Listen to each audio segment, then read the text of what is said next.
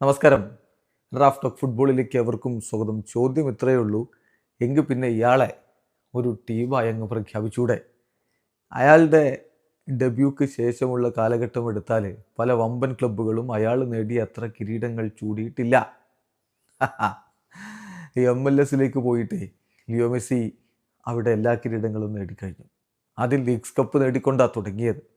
അതിനുശേഷം MLS shield കഴിഞ്ഞ തവണ നേടി. ഇത്തവണ ഇതാ MLS കപ്പിലും മുത്തമിട്ടിരിക്കുന്നു. അതിനുള്ള പോക്കിൽ ഈസ്റ്റേൺ കോൺഫറൻസ് കപ്പ് നേടി. അത് സ്വാഭാവികമായിട്ട് ഈ പോക്കിൽ കിട്ടുന്നതാണ്.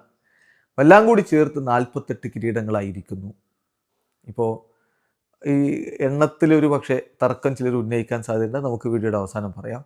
ഏതായാലും 48 കിരീടങ്ങൾ ചൂടി ലിയോ മെസ്സി ഫുട്ബോൾ ചരിത്രത്തിൽ ഏറ്റവും അധികം കിരീടം ചൂടിയ താരമെന്ന തൻ്റെ റെക്കോർഡ് അങ്ങ് മുന്നോട്ട് കൊണ്ടുപോവുകയാണ്.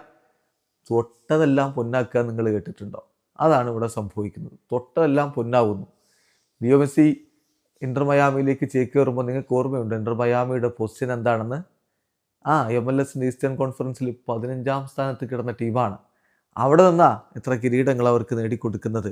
അതിനാ പറയുന്നത് തൊട്ടതെല്ലാം പൊന്നാക്കുക എന്നുള്ളത്. മെസ്സി കൈവച്ചോ അത് ഇങ്ങ് കൂടെ പോരും, കയ്യിൽ പോരും. വേൾഡ് കപ്പിൽ നമ്മൾ കണ്ടു, കോപ്പ അമേരിക്കകളിൽ നമ്മൾ കണ്ടു, പിന്നെ ചാമ്പ്യൻസ് ലീഗിൽ നമ്മൾ കണ്ടു, ലീഗയിൽ സ്ഥിരമായിട്ട് നമ്മൾ കണ്ടുകൊണ്ടേയിരുന്നു.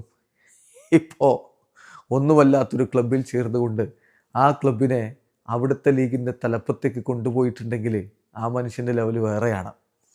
ഏതായാലും ഏറ്റവും അധികം കിരീടങ്ങൾ നേടി എന്ന ലിയോ മെസ്സിയുടെ റെക്കോർഡിനൊപ്പം തന്നെ ഈ കണക്ക് കൂടി ഒന്ന് പറയുകയാണ്. 2004 ലയണൽ മെസ്സി അദ്ദേഹത്തിൻ്റെ ഡെബ്യൂ നടത്തിയതിന് ശേഷം അവിടെ നിന്ന് ഇങ്ങോട്ടുള്ള കണക്കെടുത്താൽ ബയേൺ മ്യൂണിക്കിന് 42 കിരീടങ്ങളാണ്, PSG 41 കിരീടങ്ങൾ, ബാഴ്സലോണക്ക് 40 കിരീടങ്ങൾ, റയൽ മാഡ്രിഡിന് 33 കിരീടങ്ങൾ, മാഞ്ചസ്റ്റർ സിറ്റിക്ക് 24 കിരീടങ്ങൾ, ചെൽസിക്ക് 23, ഇന്റർ മിലാൻ 22, മാഞ്ചസ്റ്റർ യുണൈറ്റഡിന് 21, യുവൻഡസിന് 20, ലയണൽ മെസ്സിക്ക് 48.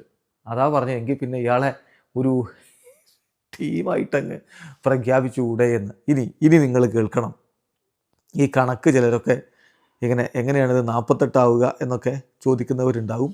അപ്പോൾ അതിൽ ഒന്ന്, ഈസ്റ്റേൺ കോൺഫറൻസ് കപ്പ് നേടിയത് കിരീടമായി കൂട്ടൂല എന്ന് പറയുന്നവരുണ്ട്. അങ്ങനെ പറയുന്നവർ പറയട്ടെ. ഇപ്പോൾ MLS തന്നെ ഒഫീഷ്യലി ഇന്നലെ പോസ്റ്റ് ഇട്ടിട്ടുണ്ട് 48 കിരീടങ്ങളായി എന്ന്. അപ്പോൾ അത് കുറച്ചാൽ ഈ 47 ആവും. ഇനി 47 അല്ല 45 എന്ന് പറയുന്നവരുണ്ട്. അതിൻ്റെ കാരണം അണ്ടർ 20 വേൾഡ് കപ്പ് ഒരു പ്രൊഫഷണൽ ടൂർണമെൻ്റ് അല്ല, അമച്വർ കാറ്റഗറി ടൂർണമെൻ്റ് ആണെന്ന് പറഞ്ഞുകൊണ്ട് അത് ഒഴിവാക്കുന്നവരുണ്ട്. 2005 സ്പാനിഷ് സൂപ്പർ കപ്പ് മെസ്സി സ്ക്വാഡിൽ ഉണ്ടായിരുന്നില്ല എന്ന് പറഞ്ഞുകൊണ്ട് ഒഴിവാക്കുന്നവരുമുണ്ട്. അപ്പോൾ അങ്ങനെ ഉള്ള കാര്യങ്ങൾ വെച്ചുകൊണ്ടാണ് ഒരു മാറ്റം. ഇനിയിപ്പോൾ അങ്ങനെയൊക്കെ ആണെങ്കിൽ പോലും ഫുട്ബോൾ ലോകത്ത് ഏറ്റവും അധികം കിരീടങ്ങൾ ചൂടിയത് അപ്പോഴും ലയണൽ മെസ്സിയാണ് എന്നുള്ളതാണ് ഒരു യാഥാർത്ഥ്യം. ആ വസ്തുത അങ്ങ് അംഗീകരിക്കുന്നതല്ലേ അതിൻ്റെ ശരി. വീഡിയോ അവസാനിക്കുന്നു. ഫുട്ബോൾ ലോകത്തെ കൂടുതൽ വിശേഷങ്ങളുമായി റാഫ് ടോക്സിൽ എത്താം.